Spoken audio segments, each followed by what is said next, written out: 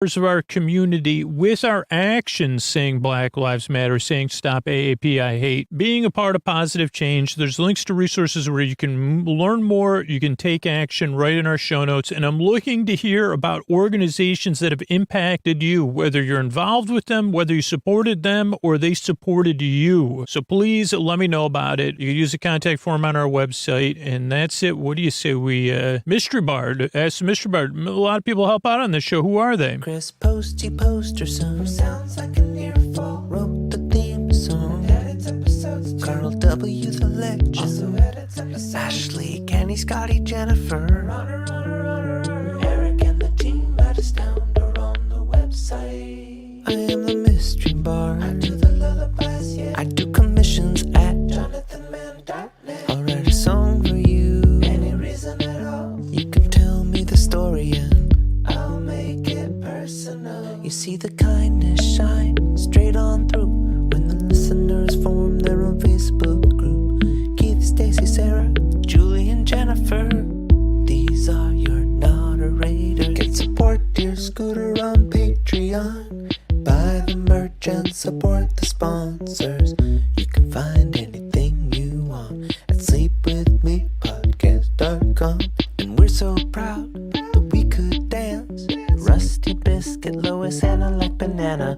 Leah does the transcripts. Thanks, Mystery Bard. What do you say we slow it down and get on with the show? All right, everybody, this is Scoots here. I hope you're having a wonderful holiday season. However you celebrate it, even if it doesn't feel celebratory, maybe you took a little break, maybe you're snuggled up. I'm here, you're here, we're here together. And this is a repeat episode from a few years ago. It's another one of these episodes I've gotten a lot of feedback about. It happened over a long weekend, not a holiday weekend, though. It was a long weekend in, I don't know if it was in May or September, where I took a little horseback ride on a horse named Summer. And so this will give you plenty of insight into what I'm like as a human being, too, if you're new to the show. And on top of it, it'll keep you company and help you fall asleep. So enjoy the holiday season. I'm here with an episode, and I'll be here with some new shows starting right in 2022. So thank you so much for listening. And here's Scoots. Hey, you up all night tossing, turning, mind racing, trouble getting to sleep, trouble staying asleep. Welcome. This is Sleep With Me, the podcast that puts you to sleep. We do it with a bedtime story.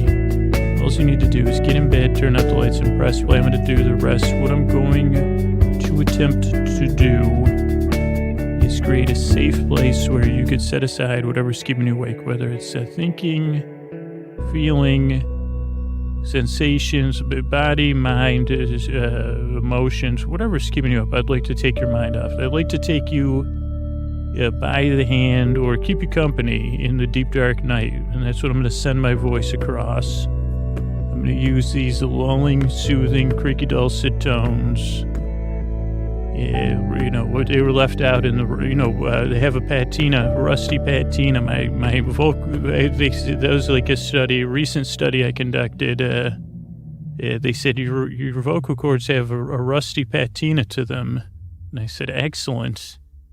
And then they said, like a lot of people, I think if you have a clipboard, there's a lot of times the clipboard's a good thing. Here's the thing. People planning on studying me for any purposes, scientific or, whatever, bring a clipboard. I think I usually recommend this for many different things. I think I learned all this from Fletch, the movie Fletch. Though I keep meaning to read the book. I think that's John McDonald, whose character that is. Though I may be wrong, so I apologize. But, what was I saying? Oh, if you're with me, if you're not a trickster hero, believe me, I'm not, but you would want one. It just helps you regulate regulate when you're with me, your own internal things, so that it doesn't, destroy, the scientist, whatever, patient or whatever you're calling me.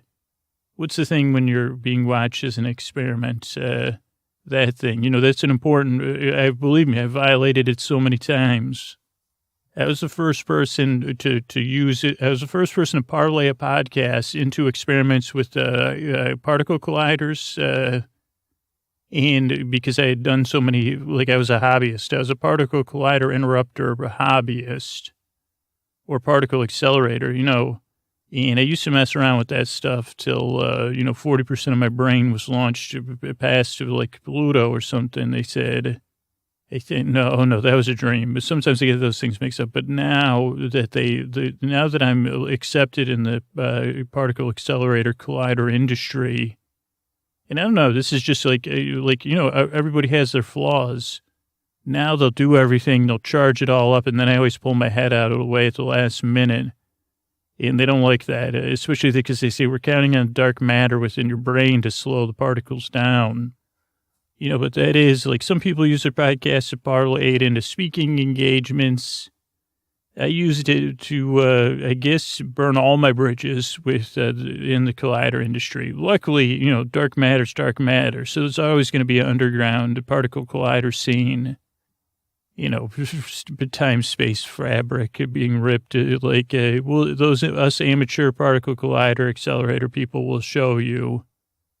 I don't know. How did I get on a tangent to going? This is like I've done the opposite of colliding particles. I've gummed it up. So anyway, if you're new here, that's kind of a demonstration. I'll take a tangent that's barely interesting or a topic that you may be familiar with and then I'll be confused and then I'll confuse you. This is all on purpose. Believe me. I know all that stuff that I just said. I knew what I was doing the whole time. Of course, I know the difference between a particle collider and a particle accelerator. In that they're not interchangeable or that they are, that was all to put you to sleep. That's what this podcast is. If you're new, structurally, a little late to tell you this. So the whole idea of the podcast is take your mind off stuff, but you don't really need to listen. I'm going to keep you company in the deep, dark night. I think I said that part. But you also shouldn't feel any pressure to fall asleep. I don't really put you to sleep so much as keep you company, walk at your side chattering, kind of engage you while you drift off into sleep. I'm merely the dancing bear, whatever you want to call it. That's here for you. Structurally for the show, if you're new, we start off with the business side of the show. Got to do that because it's a sleep podcast. Then we have a long intro, which is the timestamps are in the show notes if you want to skip ahead to the story. But the intro kind of sets the mood. It's familiar. So some people, eases them down. Or they brush their teeth, balm their feet. Some people balm their, I've thought about, but actually I have balmed my elbows. So, you could do that. But so that's the intro. Then there's the podcast episode. Then there's some thank yous at the end of the show. And I guess that's it. I mean, as far as the structure goes, it's a structure, or maybe it's an order. I don't know if that's the structure or the order of the show. What if I wrote a book, Robert's Rules of Order for Particle Colliders and Accelerators? You're right, brain. Robert's Rules of Order for the Particle Accelerator and something industry. You're right, because somebody's got to buy it. I tried making a living off these hobbyists, but they all they say is that I'm just wasted. They say, quit wasting our time. And I said, I'm trying to, really, I don't want to pump myself up, but, I'm really here to protect the time-space, the fabric of the time-space continuum by wasting the time of all, except, I'm going to end all particle collisions would end under my watch, which would probably not be good because there's probably a lot of necessary particle collisions. I really don't know what I'm talking about. That's the truth. But I like to think of. I just like the idea. I don't know. There's words that just fit this podcast. Particle collider, even collider.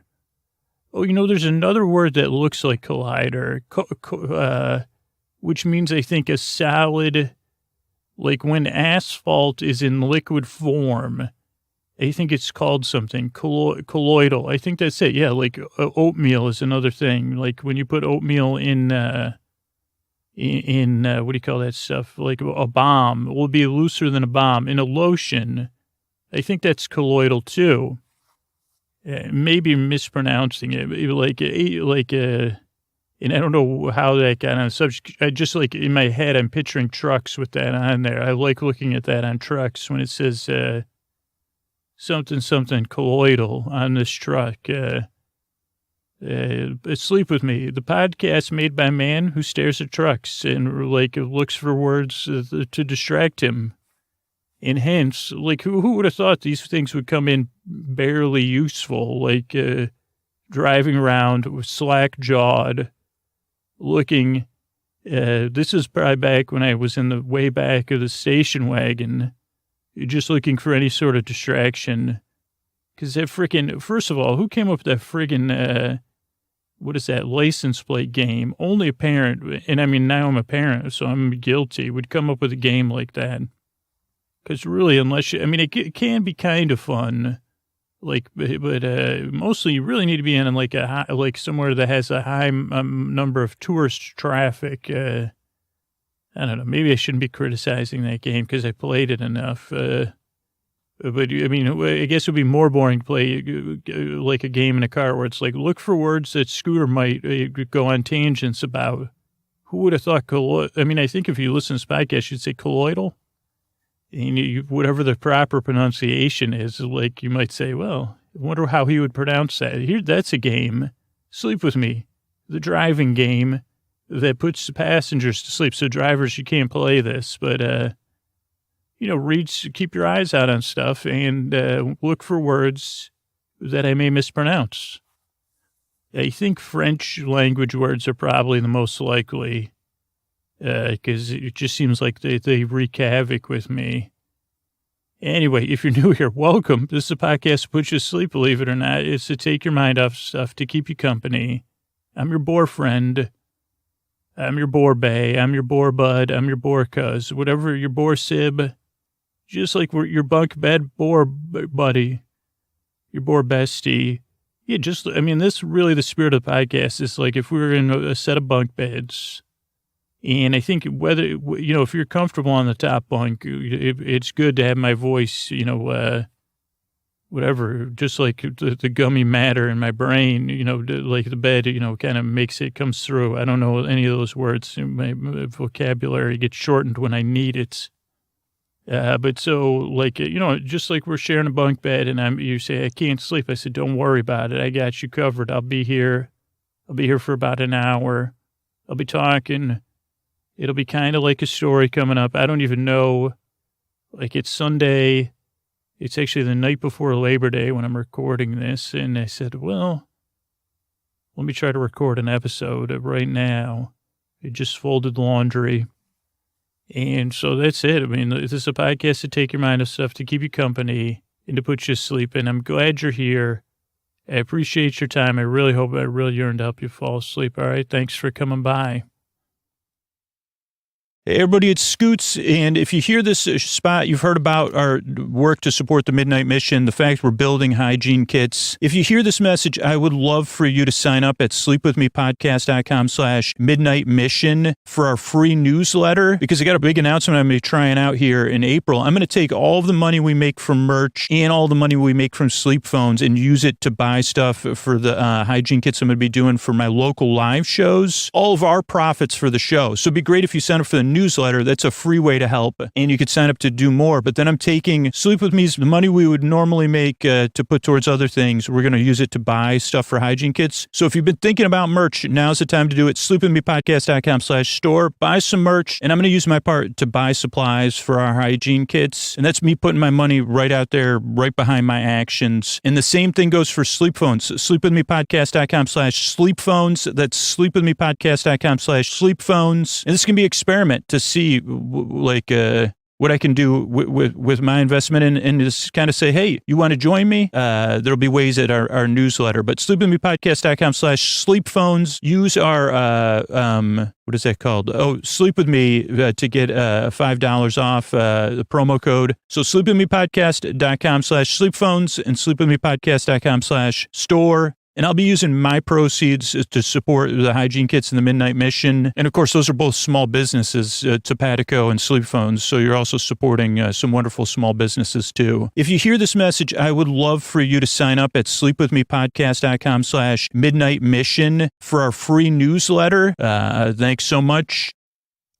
Hey, everybody. So tonight we're going to be talking, it's interesting, sometimes real life and intersects in a fun way that makes it for a perfect podcast episode.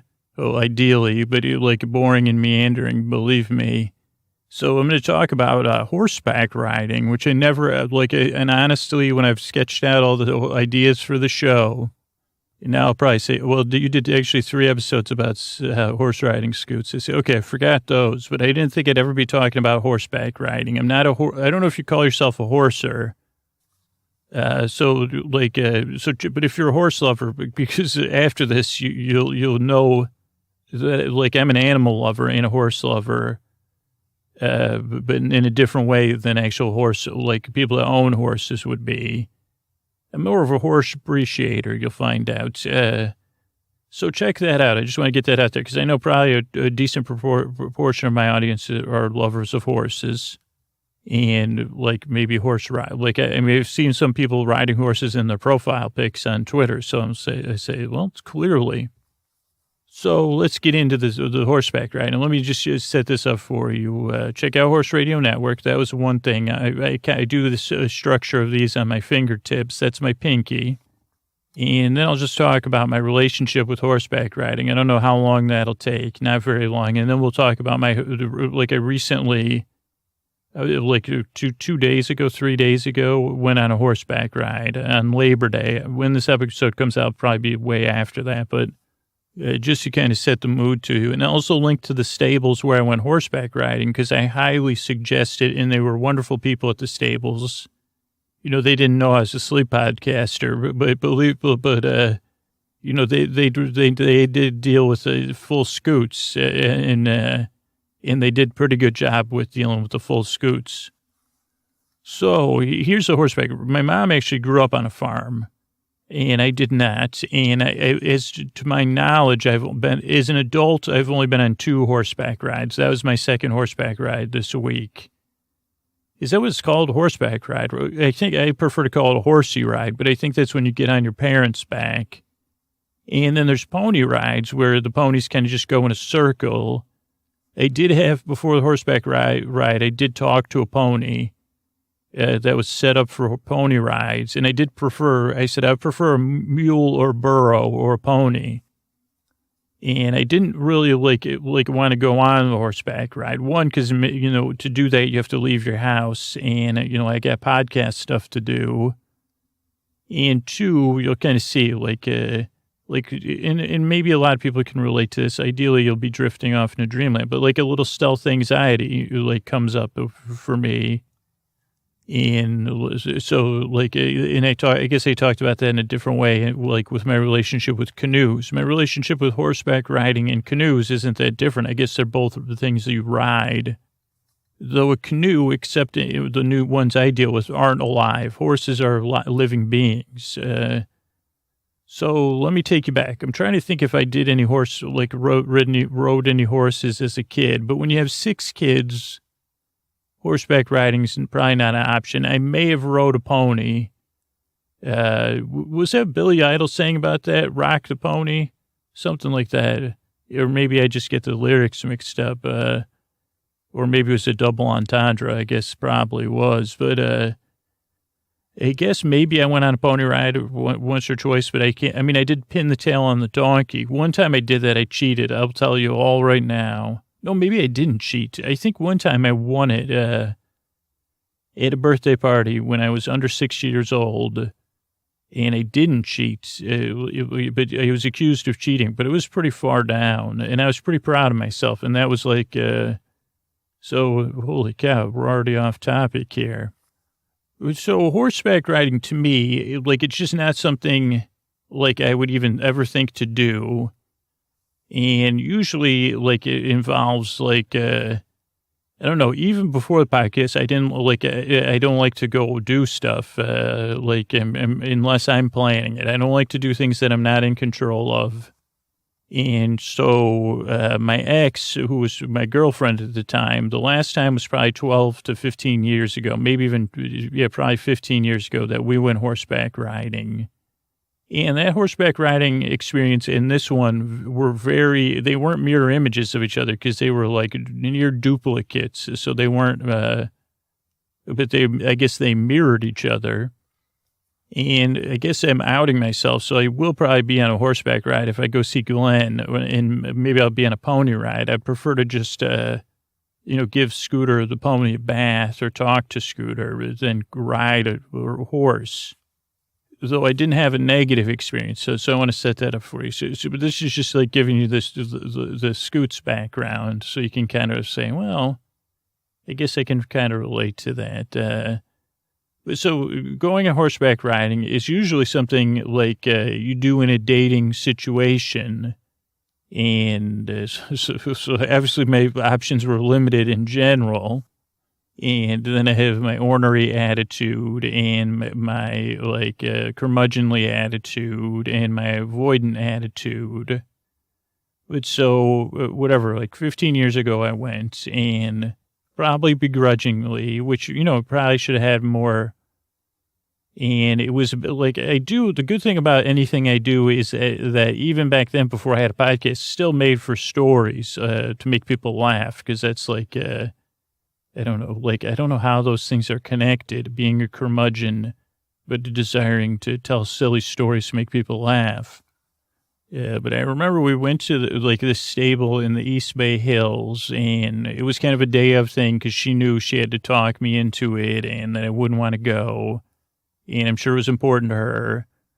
And I said, okay, I probably didn't even say, okay. I said, I have to do this basically, right? Okay, so let's go.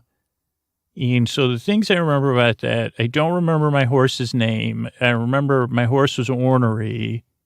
And I think it'd be better when I talk about mostly getting on the horse with this situation, because it's so fresh. But I just remember my horse wasn't a good, was nice. And the young woman who was helping me at the horse, this was 15 years ago. It was like the horse was very special to her. And she said, whatever you do, this horse is she said, you can squeeze the horse with your legs, if you want the horse to move, but don't do any more than that. And I said, I have no interest in no, I don't even want to squeeze the horse. Whatever the horse wants to do, I'm fine with it. As long as it involves just standing around or walking a few feet, that's fine with me. Anything more? Does this horse just want to graze? Because I'm into that. I'm into horseback grazing.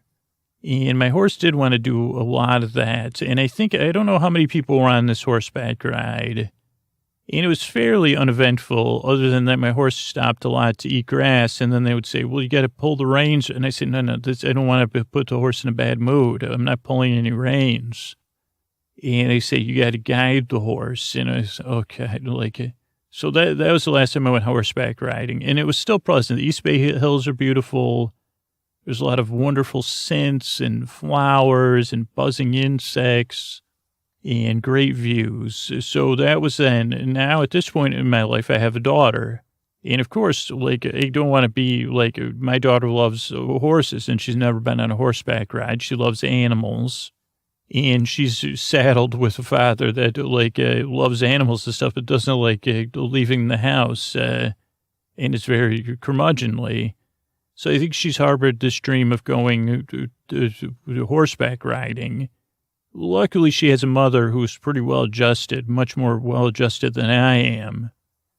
So with the long weekend, they had decided to go horseback riding, and they invited me to go along. And one of her cousins, one of her mom's cousins was there who owned horses as a kid, a cousin Sarah. And so they said bluffs and the beach and the ocean, a little bit of bluffs and the beach and the ocean. a little bit away from the city, but really close to the city. Like just minutes from Golden Gate Park if you have a car, but you could probably Uber there or Lyft there. Just past the zoo, there's this stables. I don't know what it's called, but I'll link to it in the show notes. It's probably the only stables there. And, I did want to back, but I did think about backing out. And I said, well, maybe I won't go. And then my daughter said, come on, Dad, please, please. I said, okay, like for you, anything, except that I'll still be grouchy about it. And so we got there, and of course they had tons of, I said, because everybody's at Burning Man. The whole Bay Area empties out for Burning Man. So, of course, they had horses. And so we get there and we check in, and they were very friendly. And they said, okay, like, you could like put on some headgear. And I was making small talk with the pony, and there was a nice dog there. You really can't have like a stables without a dog and a cat, and a kind but seemingly mangy dog. And then a cat, and the cat was staring at something a lot of the time. But those are key elements for a good stables. And this is like, it's just so funny when you get to go to places and it's like this isn't a particularly urban area because it's the beach, but I don't know, just someplace that could be anywhere. And then it's, I don't know, like a touch of timelessness, I guess. So we get there and then we check in and they say, okay. And then they say, have you ridden a horse before? I said, once, like 10 years ago. And then Sarah said, well, like, it's been a while, but I had horses as a kid. And then, like, it was so, like, we were just checking in. They say, well, how much you weigh? So they can match you with the right horse. And, like, it started, like, it's weird. I have, like, this relationship with, my mind and my body and those things have a strange relation. I have a strange relationship with my mind and my body and my feelings. It's not a normal one, like most of my relationships. And I don't know if like I use my curmudgeonly attitude to mask, because it doesn't like have anything that I was particularly nervous about. I guess in being embarrassed or doing it wrong. And then the horses are pretty big, but I didn't think I was nervous at all, other than the initial, like the handoff part. So then they start matching everybody up with their horse, and they bring my horse over, and the young woman brings the horse over, and I didn't know what the protocol, like, am I supposed to not walk near the hooves because I don't want to be hooved or anything? And I love animals. So I said, well, I like the look of this horse, like, because the horse before it, I did not, I said, was that one of the horses that the White Walker was riding? And that horse, like, neighed at me. And I said, good, because I don't want, like I said, I don't need to be riding any White Walker horse anyway. So this horse is better for me. And this horse was a beautiful, beautiful color, like a color really only horses can achieve, like maybe Tormund, like from a GOT, kind of a reddish, a rust, but like with some brilliant maroons in there. And I said, hey, what's up? Like, how you doing? But then the woman who was matching me with the horse, she said something to me. I couldn't understand it. But of course, like, I have this instinct when I can't hear something. I said, oh, yeah. So I said, the horse's name is like Frederick or something. And she, and then I said, okay, Frederick. And she said, no, the horse's name is Summer. And I don't know what she said to me first. And then she said, okay, do you know how to get on? I said, no, I know, I like it. Okay, you didn't hear that, but I had to take a break because Koa, my dog, she was barking. And I just want to address this. Like, I think she was a little bit hurt. When I got home, she knew something was up, that I had been with another, that had been really intimate and I mean, not that kind of intimate. I mean, whatever, agape or whatever the heck the one, pathos or whatever that you have, that I had that with another creature. And also Koa's kind of like a reddish haired, I think they technically call her hair color brindle. I don't know what the heck that means, but, she has a reddish coat a little bit too. Though Summer was way more like a nicer kind of red. No offense, Ko. So maybe so I think she might have been demanding my attention just now because she said, you're not going to talk about that friggin' horse again. And she goes, like, what the heck, dude? Also, it's nice that the horse was named Summer because one of our narrators is named Summer. So hi, Summer. Hopefully you're asleep. And then Summer G made a short movie about the podcast, a documentary. It's going to be at a documentary fest in New York City. And she put a lot of hard work and belief about the listeners' belief in the show. And so that's cool, like a cool, like whatever, coalescence or whatever. And so, okay, so the young woman was introduced me to the horse. I don't know what she said originally. And I said, okay, Hendrick or whatever. She said, no, the horse's name is Summer. And she already, like, we didn't really get along because she was an authority figure to me, even though she was a lot younger than me.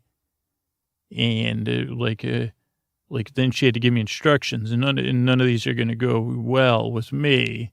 So I say, hey, Summer, how you doing? And she said, do you know how to get on the horse? I said, no. And then she said, put your left foot in the stirrup and then swing your leg over. And then it didn't go well after that. Like, it didn't go bad. Like, so I got my left foot in, then I swung my thing over.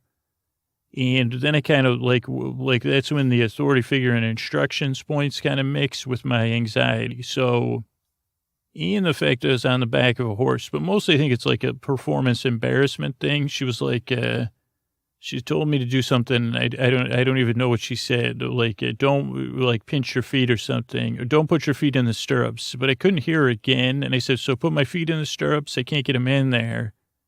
And she said, no, I'll adjust the stirrups. Take your feet out. And I said, well, how am I going to stay on the horse without my feet in the stirrups? And then I grabbed the pommel, which I guess, at least with her, was a no.